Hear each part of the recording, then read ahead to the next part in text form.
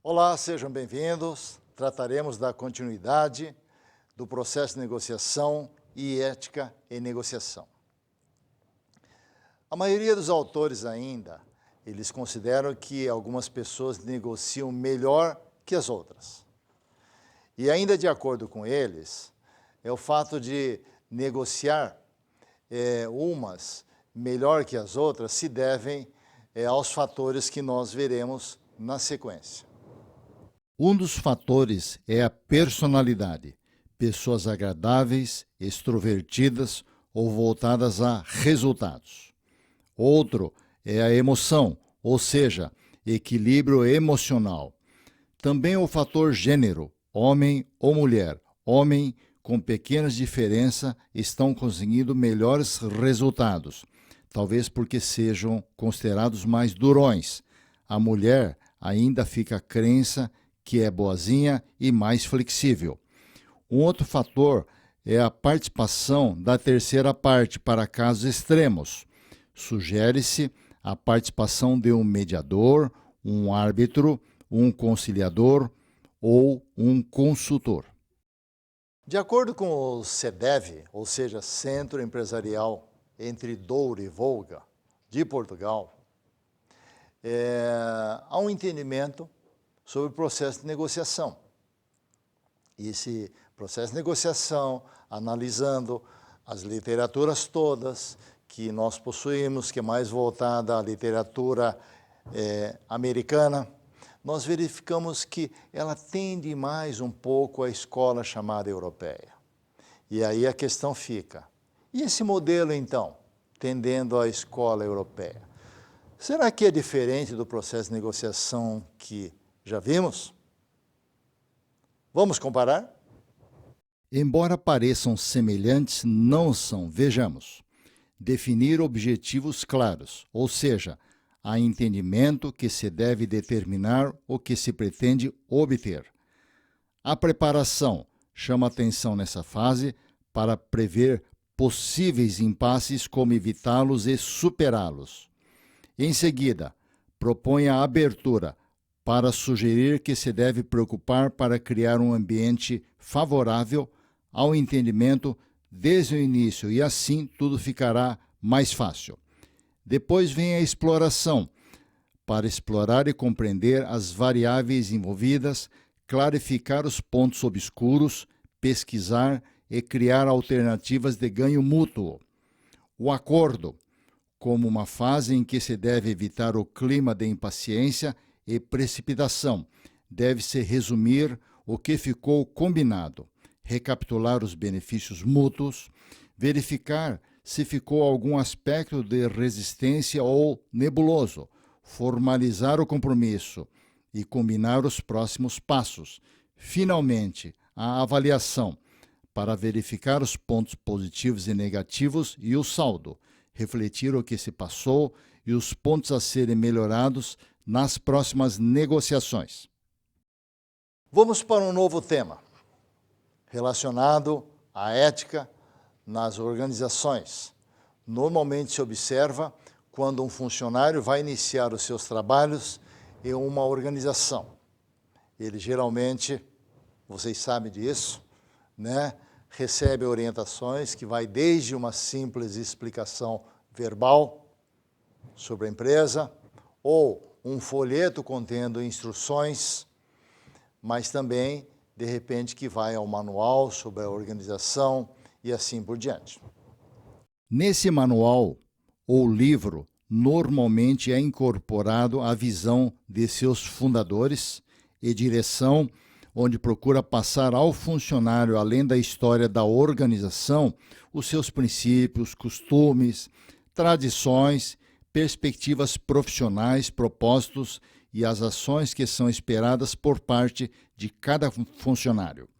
Passa-se também a conduta e padrões que são valorizados e aqueles não valorizados pela organização, em busca de um ideal almejado. Em resumo, pode-se dizer que todos os manuais procuram passar a visão da organização sobre respeito, direitos, valores e igualdade a todos. Relacionada a manual do funcionário, ou muitas vezes livro, veja o que encontramos a respeito. Tomara que vocês gostem. Eu, pelo menos, gostei muito. Ler os dizeres do manual. Gostaram ou acharam o manual fraco? A Nordstrom é uma empresa de rede de lojas de departamento dos Estados Unidos, especializada em produtos sofisticados, em roupas, calçados e acessórios, além de móveis das mais variadas marcas mundiais. Vamos comentar na sequência sobre o entendimento de 3 autores, Eduardo Fonseca, Sobral e Shell, sobre ética. Ética, como vocês bem sabem, é um tema assim, muito importante e que cada vez mais está assim, ganhando corpo, né, no mundo corporativo ou mundo das empresas. De acordo com Eduardo Fonseca, ética pode ser entendida como disciplina no comportamento das pessoas e organizações, enquanto Sobral diz que ética deve ser associada à honestidade e tomadas de decisões. Para Shell, existem 3 posturas básicas de ética em negociações: postura de jogador, postura idealista, postura pragmatista. Na postura de jogador, é considerado quando entendem que as negociações é um jogo com suas regras próprias. Parte do princípio de que todos conhecem as regras do jogo. É difícil determinar onde termina o blefe e começa a fraude. Quase sempre leva a resultados perde-ganha.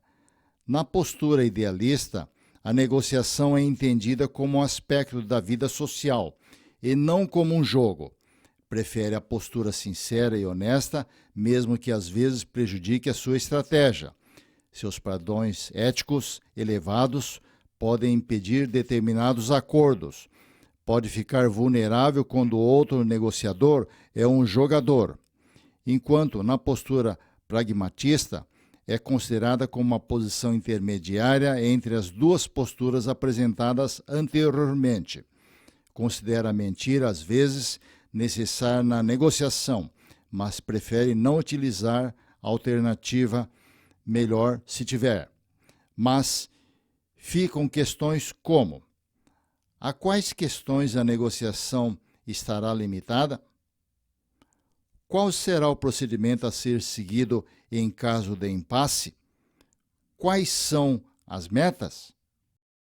Na sequência, o quadro sobre comportamentos éticos, comportamentos antiéticos, de acordo com Martinelli e Guise, o qual certamente reforçará o entendimento que nós viemos trabalhando sobre a ética, né? Poxa vida, de um lado, o que é considerado ético, o que é considerado antiético, ou, de acordo com alguns, até aético. Nós temos no quadro 2 tipos de comportamentos: aqueles que são considerados éticos e também aqueles considerados antiéticos. Por exemplo, comportamentos considerados éticos: preservar valores e princípios éticos, independentemente da intenção da outra parte, que pode ou não estar imbuída do mesmo princípio. No comportamento antiéticos, usar informações confidenciais, subornos, falsificação de documentos, publicidade enganosa e produtos defeituosos. Também cabe aqui tentar enganar, fazendo exigências iniciais que excedem muito as suas necessidades reais ou desejos. Em comportamentos éticos, utilizar manuais internos de procedimentos éticos, apresentando as responsabilidades dos funcionários da organização na qual estão inseridos como forma de sustentar o comportamento ético. No comportamento antiético, exceder poderosa força de persuasão, chegando a modelar atitudes e comportamentos. E, finalmente, em comportamentos éticos, tomar decisões e implementar ações que enfatiza o bem-estar e os interesses tanto da sociedade quanto da organização em comportamentos antiéticos, é fazer promessas para proteger suas vendas em contingências certas, oferecendo um produto que não serve para a pessoa naquele momento, mas que pode ser levado e depois trocado, insistindo com garantias até que ela o compre. Então, de acordo com como nós discorremos, e agora particularizando mais relacionado à ética. A ética no mundo das organizações está sendo visto no mundo dos negócios como sendo assim algo que agrega valor, ou seja, porque acaba passando transparência e mais que isso, acaba o quê? Passando confiança, credibilidade. E isso acaba, sem sombra de dúvida, agregando a marca, né? Significando de uma outra maneira também, por que não dizer, confiança. Então, tudo isso é o motivo pelo qual se trabalha em ética.